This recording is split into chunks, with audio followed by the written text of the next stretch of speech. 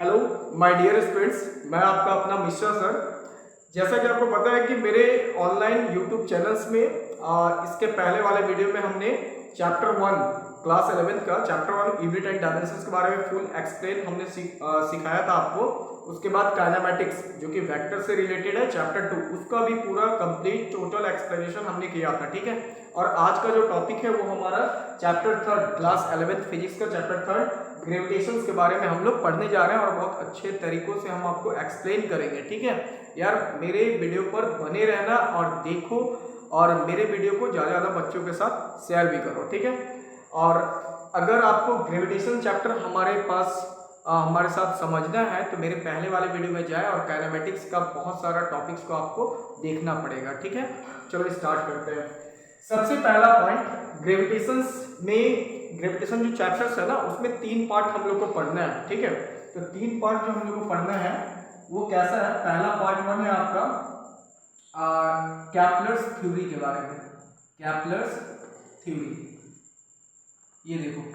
और पार्ट 2 है आपका gravitational potential, gravitational potential and potential difference, and potential difference. Third topic है motion of the satellite, motion of the satellite.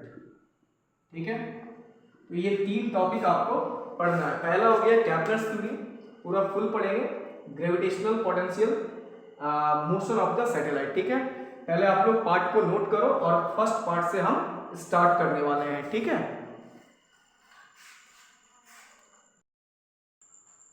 देखो पहला part है हमारा कैप्लर्स लॉ। ठीक है, तो हम लोग पार्ट 1 पहले कैप्लर्स लॉ के बारे में सीखेंगे कि कैप्लर्स लॉ क्या कहता है। ठीक है, इसका नोट्स भी बनाओगे, अच्छा रहेगा। सबसे पहला पॉइंट, कैप्लर्स लॉ ने, Kepler's was the name of the scientist जिन्होंने अर्थ के बारे में एक्सप्लेन किया था। ठीक है, तो कैप्लर्स का जो फर्स्ट थ्योरी था उसका नाम था law of orbit, law of orbit. और सेकंड वाला जो थ्योरी था उसने दिया था law of area.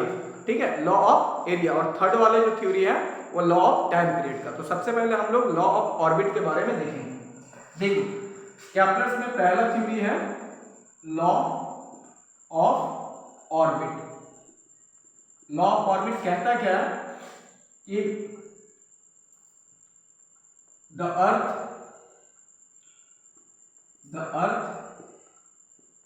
revolve around the sun, the earth revolve around the sun in an elliptical orbit, in an elliptical orbit with constant speed।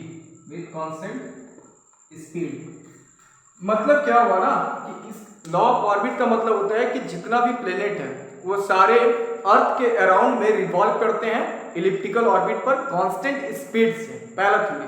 या फिर आप बोल सकते हो कि the earth revolve around the sun in an elliptical orbit with constant speed. मतलब constant speed होता है एक समान स्पीड से वो रिवॉल्व करते रहता है, पहला दिया। सेकंड में है law of area, law of area के बारे में। इसमें क्या कहता है कि इक्वल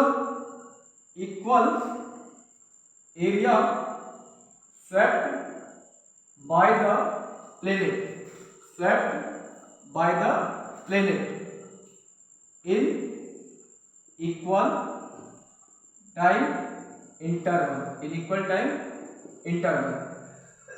लॉ ऑफ एरिया का मतलब हुआ कि equal area swept by the planet, मतलब कोई भी प्लेनेट के द्वारा इक्वल एरिया स्वेप्ट किया जाता है इन इक्वल टाइम इंटरवल में। जैसे देखो इसको डायग्राम से समझते हैं। मान लो एक सर्कुलर पाथ है। ठीक है, यहाँ पर सन है, एक प्लेनेट ए लिया हमने, दूसरा बी लिया और थर्ड में सी लिया। तो अब देखो ये इसका रेडियस, ध्यान दो होता क्या है ना कि ए वाला जो प्लेनेट है वो बी पर पहुंचेगा तो ये बीच का एरिया कट करेगा, इसी को तो बोलेंगे एरिया। तो ए से बी तक जाने में उसका टाइम कुछ लगेगा टी, मान के चलो टी लगा। ठीक है, तो बी वाला जो प्लेनेट है वो कहां जाएगा, सी पर जाएगा, तो फिर एरिया कट करेगा, है ना।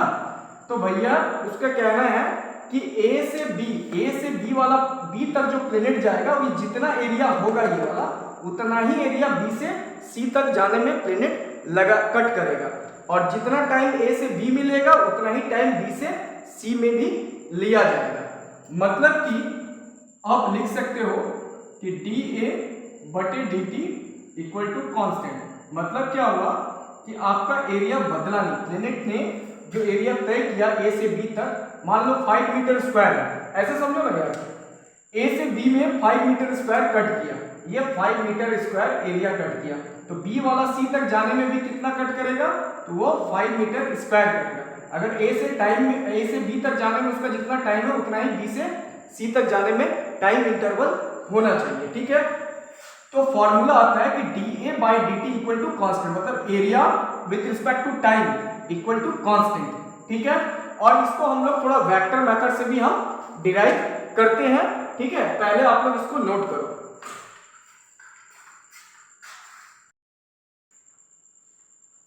देखो अब प्रूफ करना है d A by D T equal to constant, कैसे, ध्यान दो यहां पर वेक्टर मेथड से। जैसे मान लेते हैं ये मेरा आर वेक्टर है और ए पॉइंट पर है प्लेनेट, तो ए से बी जाएगा, ए से बी जाएगा, तो ये हो गया मेरा डी आर वेक्टर। और थर्ड लाइन रिजल्टेंट होता है, मतलब are vector plus d are vector, r vector plus d are vector. तो ये कितना एंगल कट किया, डी थीटा, ठीक है। अब देखो यहाँ पर, तो इसमें हुआ क्या था कि ओ से ए जो वेक्टर है वो आर वेक्टर है, तो ए से प्लेनेट बी तक गया तो वो डी आर वेक्टर डिस्प्लेसमेंट हुआ, और थर्ड वाला एडिशन देता है, वेक्टर का एडिशन, और बीच का जितना एंगल कट किया। अब देखो यहाँ पर होता क्या है कि area of triangle O A B क्या होगा, half into base into height, base into height. मतलब एरिया ऑफ ट्रायंगल को डी ए ले लिए, हाफ इंटू बेस, बेस कितना हुआ मेरा ओ ए, हाइट कितना लेंगे ए बी, ये। तो D A equal to half into base, मतलब are vector into D are vector, ठीक है। अब करना क्या है, डिवाइड कर दो टाइम से दोनों साइड में, मतलब divided by d t in both side, तो D A by D T equal to half into r vector, तो d are vector by d t. मतलब देखो मेरे भाई, d are vector by D t that is the linear velocity, that is the linear velocity. तो half into r vector cross v vector, कितना आ गया। अब साइड में देखो, तो r vector cross v vector, cross product हटाएंगे तो आर वी साइन थीटा लगा सकते हैं, क्रॉस हटेगा तो साइन थीटा लगेगा। मतलब कि आर मेरा क्या है, वो लीनियर है, लीनियर डिस्प्लेसमेंट, और वी क्या है मेरा, ये लीनियर वेलोसिटी, लीनियर वेलोसिटी। तो आर और वी दोनों ही लीनियर है, तो थीटा कितना बनेगा, 0 डिग्री। मतलब कि r cross v vector equal to r v sine 0 degree, sine 0 का मान 0 हो जाता है। इसका मतलब मेरा r vector cross v vector का वैल्यू 0 आया, तो ये फंक्शन मेरा पूरा 0 हो गया। तो यानी कि D A by D T 0 into half, तो 0 ही आएगा, तो 0 का मतलब क्या हो गया, कांस्टेंट, ठीक है। प्रूफ हो गया आपका कि D A by D T क्या होगा, constant, D A by D T 0 that means constant, ठीक है। तो ये आप लोग पहले नोट करो, फिर हम लोग थर्ड वाले में आएंगे। देखो अब कैपलर्स का थर्ड थ्योरी होता है law of time period, law of time period, law of time period. तो कैसे लिखेंगे, the square of the time period, the square of the time period is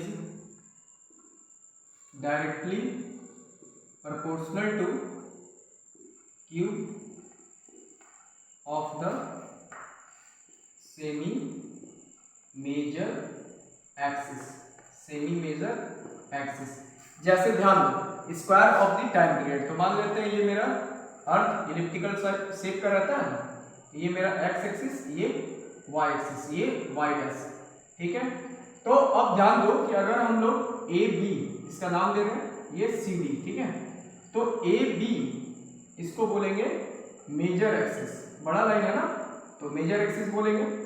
उसके बाद सी डी, ये स्मॉल लाइन है, छोटा लाइन है ना ये, इसको बोलेंगे माइनर एक्सिस, माइनर एक्सिस। अब ध्यान दो, square of the time period मतलब कि टाइम का square directly proportional to cube of the semi major axis, मतलब cube of the semi major axis, ये बड़ा वाला एक्सिस का सेमी, सेमी का मतलब होता है ये आर हम लोग मानेंगे, ठीक है।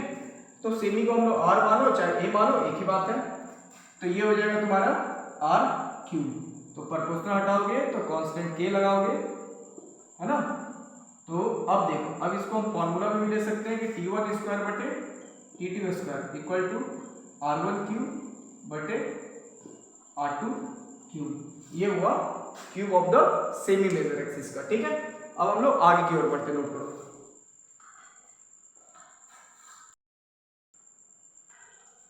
देखो अब हम लोग आते हैं न्यूटन्स लॉ ऑफ ग्रेविटेशन के बारे में। Newton law of gravitation. देखो ये वाला ना क्लास 9 में भी पढ़ा होगा तुम लोग। क्या होता है, पहले स्टेटमेंट लिखते हैं कि the force of attraction between two mass body is directly proportional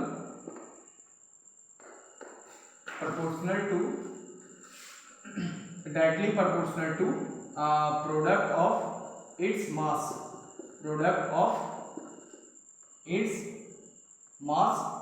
and square distance between them, जैसे कि देखो न्यूटन्स लॉ ऑफ ग्रेविटेशन में क्या बोलता है न्यूटन्स की जितना भी मतलब दुनिया में जितना भी बॉडी है ना, सारे बॉडी एक दूसरे को अपनी तरफ खींचते हैं, आकर्षित करते हैं, ठीक है। बट हम लोग को पता इसलिए नहीं चलता है क्योंकि न्यूटन्स का ही कहना है कि अर्थ जो है उसके पास सबसे ज्यादा फोर्स, सबसे बड़ा फोर्स है। मतलब अर्थ का जो ग्रेविटेशनल फोर्स है वह हर बॉडी को अपनी तरफ खींचकर रखता है, इसलिए पता नहीं चल पाता है कि दो बॉडी आपस में अट्रैक्ट कर रहे हैं, ठीक है, लेकिन ऐसा होता है। मतलब कि दो बॉडी आपस में अट्रैक्शन फोर्स लगाते हैं, ठीक है। अब देखो तो होता क्या है, जैसे मान लेते हैं एक बॉडी है A, दूसरा बॉडी है B, इसका मास m1, मास m2, distance r, gravitational force F, ठीक है। अब फोर्स डायरेक्टली प्रोपोर्शनल होगा product of its mass and inversely proportional होगा 1/r²। ये दोनों को जब मिला दोगे तो m1 m2/r²। प्रोपोर्शनल हटाएंगे तो कांस्टेंट g लगाएंगे, और इसी g के बारे में सबको ही पढ़े होंगे। इस g को बोलते हैं ग्रेविटेशनल कांस्टेंट। यहां तक समझ में आया। और इस g का फिक्स्ड वैल्यू होता है 6.67 10⁻⁻11 यूनिट, आगे हम बताएंगे newton metre square KG inverse two होता है, ठीक है। तो ये तो हुआ आपका न्यूटन्स लॉ ऑफ ग्रेविटेशन के बारे में। अब हम लोग ग्रेविटेशनल कांस्टेंट का यूनिट और डायमेंशंस के बारे में नॉलेज लेंगे। पहले नोट करो।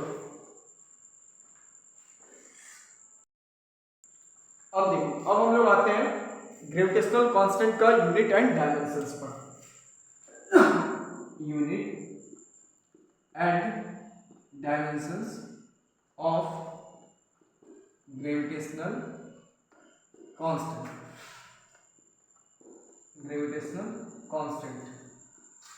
जैसे अभी हमने फॉर्मूला बताया था आपको कि F = G m1 m2/r²।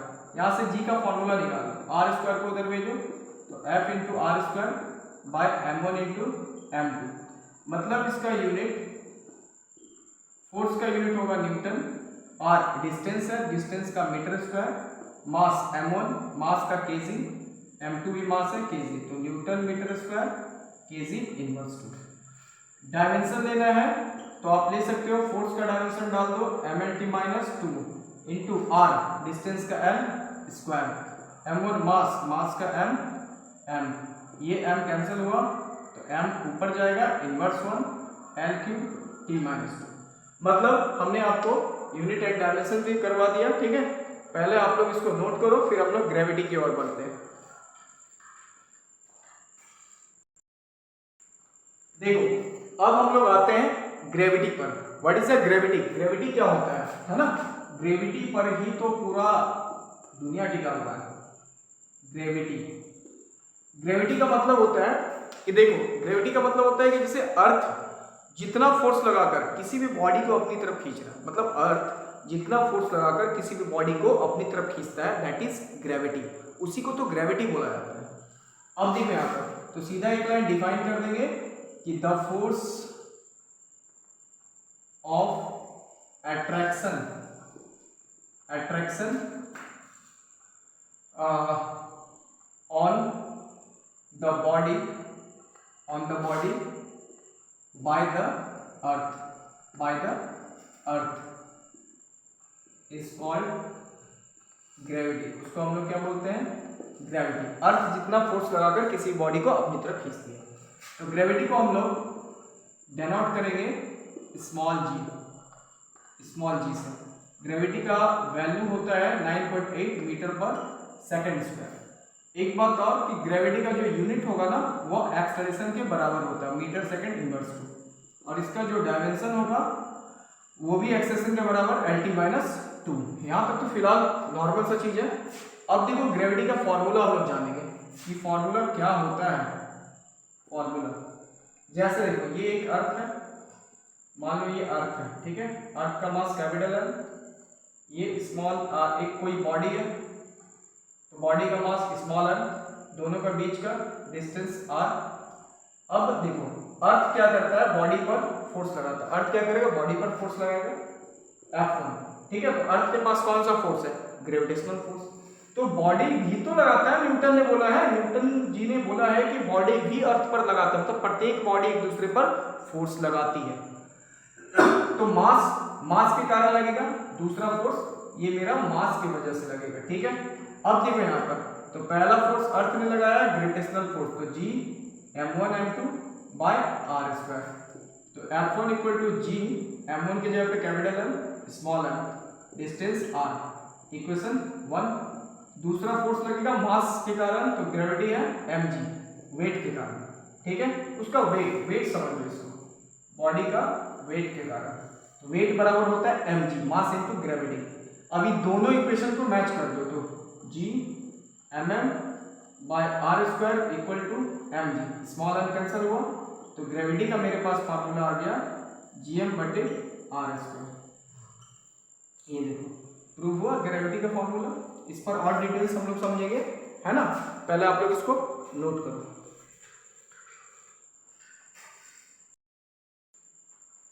देखो अब ग्रेविटी में और हम लोग ग्रेविटी और डेंसिटी दोनों में क्या रिलेशन है उसको समझेंगे, ठीक है। सबसे पहले तो ग्रेविटी का फॉर्मूला हमने बताया gm बटे r स्क्वायर। g का मतलब ग्रेविटेशनल कांस्टेंट, जो पहले ही बताया ना, ग्रेविटेशनल कांस्टेंट, ठीक है। r हो गया radius of the earth, radius of the अर्थ। तो रेडियस ऑफ द अर्थ कितना होता है, तो ये होता है आपका 6400 किलोमीटर अप्रोक्स वैल्यू होता है। रेडियस ऑफ द अर्थ याद रखना, अप्रोक्स वैल्यू कितना होता है, 6400 किलोमीटर, ठीक है।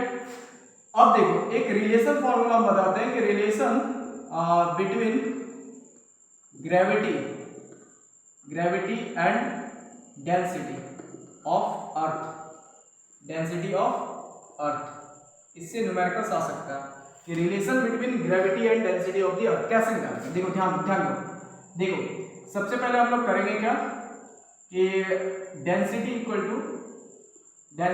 To mass by volume, mass by volume. तो डेंसिटी का सिंपल रूप होता है ना, और मास का सिंपल हम लोग क्या ले सकते हैं, मास, ठीक है।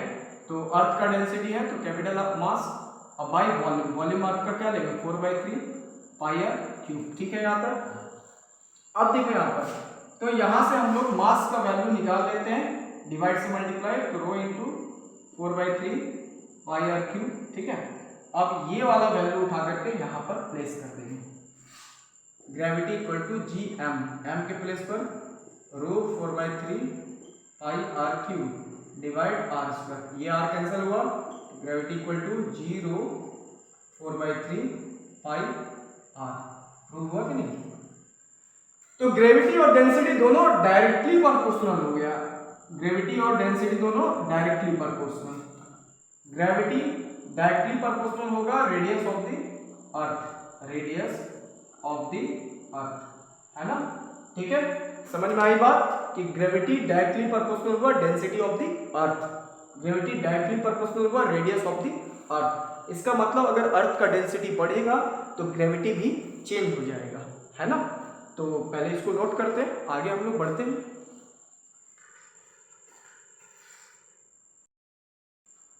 देखो अब हम लोग आते हैं कि ग्रेविटी कैसे चेंज होता है, ठीक है, किस किस फैक्टर पर डिपेंड करता है ग्रेविटी। जैसे देखो होता क्या है कि factor depend on gravity, factor depend on gravity. तो पहला फैक्टर होता है effect due to earth, effect due to height, मतलब हाइट चेंज होने से भी ग्रेविटी में प्रभाव पड़ता है। दूसरा होता है effect due to depth, depth के कारण, इसका डेरिवेशंस भी हम करवाएंगे। थर्ड वाले में है कि effect due to axis, effect due to axis. देखो तो कौन कौन सा फैक्टर पर ग्रेविटी डिपेंड करता है। पहला इफेक्ट ड्यू टू हाइट, मतलब अगर आपका मतलब अर्थ से तुम जितना हाइट पर ऊपर जाओगे, अर्थ से मान लो अर्थ का सरफेस से जितना ऊपर जाओगे उतना ही ग्रेविटी चेंज होगा। मतलब क्या कि कोई भी बॉडी को अगर ऊपर की ओर जाएगी, ऊपर फेंकोगे तो ग्रेविटी तुम्हारा माइनस में जाएगा, घटेगा, ग्रेविटी डिक्रीज करेगा ऊपर जाने पर। और जब ऊपर से कोई बॉडी नीचे अर्थ की ओर जाएगी तो ग्रेविटी इंक्रीज करेगा। इसको भी दिमाग में रखना है ना, कि मतलब अगर ये अर्थ सरफेस है, अभी हल्का समझाते हैं कि अर्थ सरफेस है, यहाँ कोई बॉल है, अगर ऊपर जाएगी, ठीक है, मान लो ए पॉइंट से बी पॉइंट पर जाएगी हाइट पर, तो इसका जो ग्रेविटी है वो माइनस में जाएगा, मतलब कि डिक्रीज करेगा, ठीक है। और कोई बॉडी अगर मान लो ऊपर से नीचे आ रहा है, ये देखो नीचे की ओर आ रहा है, मान लो बी पॉइंट से ए पॉइंट पर आ रहा है, तो वो ग्रेविटी क्या होगा, प्लस में जाएगा, मतलब इंक्रीज करेगा, इंक्रीज करेगा, ठीक है।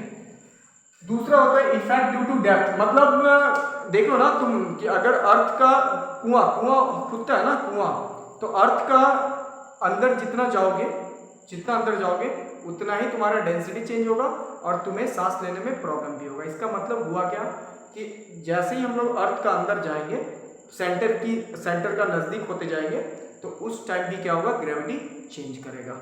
और हम लोग सीखेंगे कि कितना हाइट तक नीचे जाएंगे या कितना हाइट तक ऊपर जाएंगे तो ग्रेविटी में क्या चेंज होगा, कितना वैल्यू होगा, सारा कुछ सीखने वाले हैं नेक्स्ट वाले वीडियो में, ठीक है। फिलहाल तो अभी हम लोग इतना दूर ही समझेंगे, है ना। तो मिलते हैं, ठीक है, नेक्स्ट वाले वीडियो में। तब तक के लिए थैंक यू, धन्यवाद।